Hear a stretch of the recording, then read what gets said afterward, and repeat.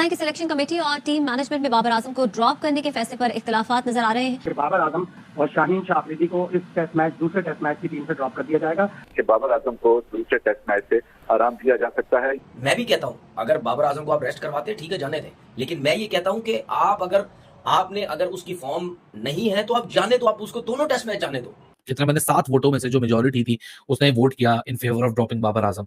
अपने आप को गेम से बड़ा मत समझो। ये उन फैंस के लिए लेसन है, उन फॉर्मर क्रिकेटर्स के लिए लेसन है कि एक लड़का अगर आपको पोटेंशियली टैलेंटेड लग जाए तो आप खट करके जो दुनिया का सबसे बड़ा अचीवर है करंट क्रिकेटिंग वर्ल्ड के अंदर विराट कोहली, उससे मिला के आप कोई फायदा नहीं करे, आप उसको खुद बर्बाद करें। और ड्रॉप मैंने यहां तक भी सुना है कि जो डिस्कशन पाकिस्तान क्रिकेट के अंदर इस वक्त हो रही है, बाबर आजम को 15 रुकनी 16 रुकनी स्क्वाड के अंदर भी रखना चाहिए, उनको घर भेज देना चाहिए।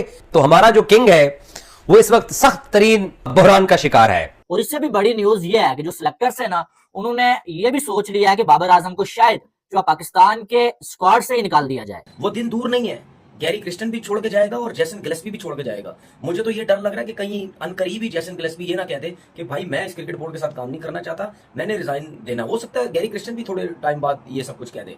ये कोई खुशी की खबर नहीं है, सिर्फ एक अफसोस की खबर है कि एक आपका स्टार बल्लेबाज, एक आपका स्टार प्लेयर, वो आज इस दहेज पे खड़ा हुआ है कि 18 फेलियर्स के बाद आज उसको ड्रॉप करने की बात करती गई है। तो ड्रॉप होने से बेहतर है, क्योंकि जिस तरह के लोग इस वक्त पाकिस्तान क्रिकेट के अंदर आ चुके हैं, मुझे ये डाउट पड़ रहा है कि वो बाबर को ड्रॉप कर देंगे। सो बेहतर है कि भाई आप खुद रेस्ट ले लो। एक तो है ना कि इस मैच में ड्रॉप कर देना, लेकिन पाकिस्तान का जो 15 रुकनी स्क्वाड है ना, बाबर आजम को उससे भी रिलीज कर दिया जाएगा कि आप सेकंड मैच में सिर्फ और सिर्फ एक ये रिक्वेस्ट है, अल्लाह दा वास्ता ये साडे मुल्क दी इज्जत दा ख्याल करो, बस और कुछ भी नहीं। भाई आपकी बात सुन के ना मेरे सर में दर्द होना शुरू हो गया है। अब ये आपका लाइव इंटरव्यू है, इधर मैं कुछ भी नहीं कह सकता, ठीक है। मेरा दिल इस टाइम कर रहा है कि मैं ये आपका कैमरा उठा के अपने सर में मार लूं। हाँ जी, ऐसे मामला हैं इधर। ये बिल्कुल बकवास तरीन टीम है हमारी, किसी ना काम की है, ठीक है। अभी मैंने वही कहा ना कि वायलेशन है, इधर मैं गाली नहीं दे सकता किसी को। आपको पता है ना कि पाकिस्तान क्रिकेट क्यों बर्बाद होती है और बेड़ा गर्क उसका क्यों कर दिया गया है, तो हर कोई शुरू हो गया कि यार इसका रीजन निकालो कि वजह क्या है कि पाकिस्तान क्रिकेट क्यों बर्बाद होती जा रही है, क्यों उसका बेड़ा गर्क हमारे लोग अपने हाथों से किए जा रहे हैं। वो दिन दूर नहीं है, गैरी क्रिस्टन भी छोड़ के जाएगा और जेसन गिलेस्पी भी छोड़ के जाएगा। मुझे तो ये डर लग रहा है कि कहीं अनकरीबी जेसन गिलेस्पी ये ना कहते कि भाई मैं इस क्रिकेट बोर्ड के साथ काम नहीं करना चाहता, मैंने रिजाइन देना। हो सकता है गैरी क्रिस्टन भी थोड़े टाइम बाद ये सब कुछ कह दे। मैं भी कहता हूं अगर बाबर आजम को आप रेस्ट करवाते ठीक है, जाने दें, लेकिन मैं ये कहता हूं कि आपने अगर उसकी फॉर्म नहीं है तो आप जाने दो, आप उसको दोनों टेस्ट मैच जाने दो। अगर आप सेकंड टेस्ट मैच रेस्ट भी करवा देते हैं, मेरी नजर में कोई मसला नहीं है, लेकिन मैं ये समझता हूं कि आप उसको दोनों टेस्ट मैच जाने दो। उसके बाद टेस्ट सीरीज बहुत दूर है, लेकिन जाने दो उसको। सुनने में ये आ रहा है कि शान मसूद और जेसन गिलेस्पी वो ये चाहते हैं कि बाबर आजम हमें टीम में चाहिए, क्योंकि जो भी है जैसा भी है पाकिस्तान की क्रिकेट में वो सबसे अच्छा प्लेयर, सबसे बड़ा प्लेयर है। तो उनकी अपनी एक सोच है, जिनका काम है टीम सेलेक्ट करना और जो जिनका काम ही नहीं है, उन सबको ला के एक टेबल पे बिठा के पाकिस्तान क्रिकेट का बेड़ा गर्क करवा के फिर ये बोलते हैं जी पाकिस्तान क्रिकेट नीचे क्यों जा रही है। कि इंडिया के सिलेक्टर्स, कोच, कप्तान अगर बैठते हैं तो सिर्फ यही मिलके 3 लोग टीम सेलेक्ट करते हैं, क्रिकेट बोर्ड का कोई बंदा नहीं होता। अब यहाँ पे किसका काम है?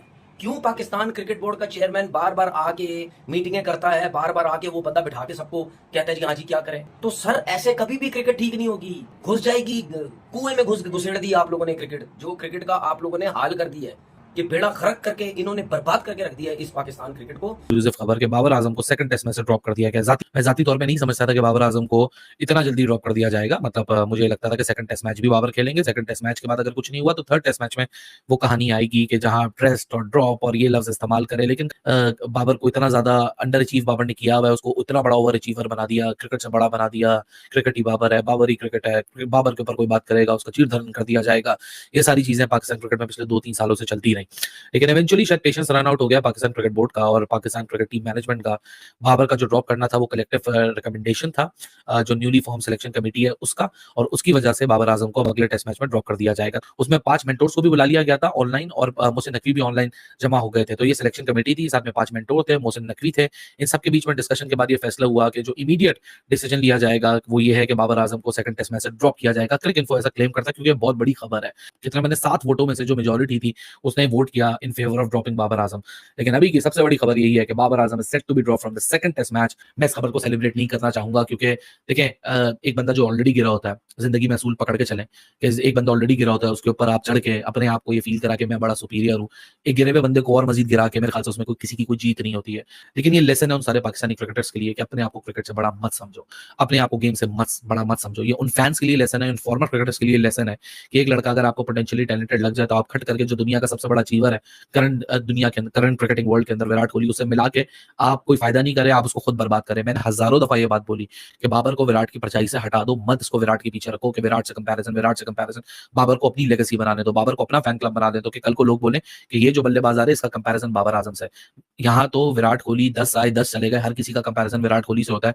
Virat Kohli given point of time पे भी अगर आज के दिन भी अपनी रिटायरमेंट को अनाउंस करते तो विराट कोहली हमेशा greatest of the all time में काउंट किया जाएगा। उसने अचीव कर लिया जो उसने अचीव करना था, 80 सेंचुरियां लगा दी है, 27,000 इंटरनेशनल रन कर दिया, उसने कर लिया अचीव जो करना था। हर आया नया आता है उसको आप विराट कोहली की कंपैरिजन में डाल देते हैं। ये लेसन है बाबर के राइट, लेफ्ट एंड सेंटर जो 24 घंटे रहते हैं उन सब के लिए, ये उन सब का बर्बाद है जो आज बाबर आजम की हालात है। मेरे लिए ये अफसोसनाक खबर है क्योंकि एक पाकिस्तान का टैलेंटेड बल्लेबाज जो कि पाकिस्तान को उसकी ग्लोरी को वापस दिलवा सकता था, उसको आपने खट करके।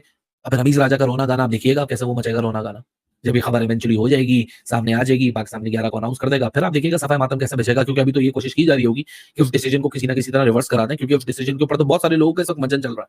ये कोई खुशी की खबर नहीं है, सिर्फ एक अफसोस की खबर है कि एक आपका स्टार बल्लेबाज, एक आपका स्टार प्लेयर, वो आज इस दहेज पे खड़ा हुआ है कि 18 फेलियर्स के बाद उसको ड्रॉप करने की बात करती गई। बाबर आजम को पाकिस्तान की टेस्ट टीम से ड्रॉप के नाम के ऊपर रेस्ट देना, इसके ऊपर मुल्क में बहस शुरू हो गई है कि बाबर आजम से 17 इनिंग्स के अंदर स्कोर नहीं हुआ, 50 नहीं हुई, 17 इनिंग्स के अंदर बाबर आजम लगातार फेल चले आ रहे हैं, तो क्या आप बाबर आजम को ड्रॉप करना चाहिए? और ड्रॉप मैंने यहां तक भी सुना है कि जो डिस्कशन पाकिस्तान क्रिकेट के अंदर इस वक्त हो रही है, बाबर आजम को 15 रुकनी 16 रुकनी स्क्वाड के अंदर भी रखना चाहिए, उनको घर भेज देना चाहिए, या उनको सिर्फ प्लेइंग 11 से ड्रॉप करना चाहिए। तो हमारा जो किंग है वो इस वक्त सख्त तरीन बुहरान का शिकार है। ये बात सच है, हमें तस्लीम करनी चाहिए कि बाबर आजम से स्कोर नहीं हुआ। असरे हाजिर का पाकिस्तान का वो सबसे बड़ा सुपरस्टार है। अब जब उसकी परफॉर्मेंस नहीं आ रही है, मेरी पर्सनल राय इसमें यह है कि बाबर खुद को आइसोलेट कर ले कुछ अर्सा क्रिकेट के लिए, क्रिकेट से, और बाबर पे ये मुश्किल वक्त आ गया है, तो ड्रॉप होने से बेहतर है, क्योंकि जिस तरह के लोग इस वक्त पाकिस्तान क्रिकेट के अंदर आ चुके हैं, मुझे ये डाउट पड़ रहा है कि वो बाबर को ड्रॉप कर देंगे। सो बेहतर है कि भाई आप खुद रेस्ट ले लो ना। बाबर आजम को पाकिस्तान की टीम से निकाला जा रहा है, बाबर आजम को टेस्ट की जो टीम है ना उससे ड्रॉप किया जा रहा है, और ये जो अगला मैच पाकिस्तान वर्सेस इंग्लैंड खेला जाएगा, बहुत ज्यादा चांसेस है कि बाबर आजम आपको ये मैच खेलते हुए नजर नहीं आएंगे। और इससे भी बड़ी न्यूज ये है कि जो सिलेक्टर्स है ना, उन्होंने ये भी सोच लिया है कि बाबर आजम को शायद जो पाकिस्तान के स्क्वाड से ही निकाल दिया जाए। एक तो है ना कि इस मैच में ड्रॉप कर देना, लेकिन पाकिस्तान का जो 15 रुकनी स्क्वाड है ना, बाबर आजम को उससे भी रिलीज कर दिया जाएगा कि आप जाएं यहां से। और पहली बार ऐसा हो रहा है कि बाबर आजम पाकिस्तान की टीम से ड्रॉप हो रहे हैं, इससे पहले कभी ऐसा नहीं हुआ। बाबर आजम को रेस्ट भी बाबर आजम तो करते ही नहीं है, सीधी सादी बात है। अब बाबर आजम की जो परफॉर्मेंस है वो आपके सामने है कि पिछले जो 1.5 साल में बाबर आजम कुछ कर ही नहीं पाए, और टेस्ट में 18 इनिंग्सें हो चुकी हैं जिनमें एक भी 50 नहीं है। बांग्लादेश के अगेंस्ट आप बिल्कुल जीरो हैं भाई, आप जो है वो इंग्लैंड के अगेंस्ट बिल्कुल जीरो, इससे पहले यूएसए के अगेंस्ट जो है आप कुछ नहीं कर सके, मैच हम हार गए। अफगानिस्तान के अगेंस्ट वर्ल्ड कप 3 जो है गुजर के बाबर आजम ने कुछ नहीं किया। एशिया कप में बाबर आजम वो नेपाल वाली इनिंग्स को निकाल लें, बाकी कुछ भी बाबर आजम नहीं कर पाए। तो जो परफॉर्मेंस है बाबर आजम की वो सिर्फ टेस्ट नहीं बल्कि ओडीआई और T20 में भी बाबर आजम की जगह बनना बहुत मुश्किल काम है। ये तो बाबर आजम चाहते अगर, तो बाबर आजम खुद जो है वो विराट कोहली की तरह रेस्ट कर सकते थे, जो बाबर आजम ने नहीं किया। गोलियां नहीं मारनी चाहिए इनको। अच्छा, क्या करना चाहिए इनको? चलते गटर में घुसा दें बस। अच्छा, किसी ना किसी नाली से वो निकल आएंगे, खुद ही मरे हुए। घसीट के मारा जाए, घसीट के मारा जाए। परफॉर्मेंस के तो लायक है नहीं, बिल्कुल लायक नहीं है। और क्या इंडिया के साथ अल्लाह नहीं है?